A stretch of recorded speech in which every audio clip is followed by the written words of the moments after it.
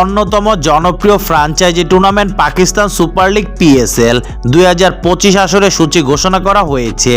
এর আগে জানুয়ারিতে অনুষ্ঠিত প্লেয়ার্স ড্রাফট থেকে পিএসএল এর দল পেয়েছে বাংলাদেশের 3 তারকা ক্রিকেটার নাহিদ রানা, লিটন দাস ও রিশাদ হোসেন। সব ঠিক থাকলে ভিন্ন 3 ফ্র্যাঞ্চাইজি জার্সি গায়ে জড়াবেন তারা। আগামী 11 এপ্রিল পিএসএল এর 10ম আসরের পর্দা উঠবে। এদিকে আগেভাগে আইসিসি চ্যাম্পিয়ন্স ট্রফি যাত্রা শেষ করেছে বাংলাদেশ। টুর্নামেন্টে নিজেদের প্রথম 2 ম্যাচ হেরেই তারা বিদায় নিশ্চিত করেছিল। এরপর পাকিস্তানের বিপক্ষে তৃতীয় শেষ ম্যাচটি পরিত্যক্ত হয় বৃষ্টির বাগড়ায়। এরপর বাংলাদেশ দ্বিপাক্ষিক সিরিজ খেলবে জিম্বাবুয়ের বিপক্ষে।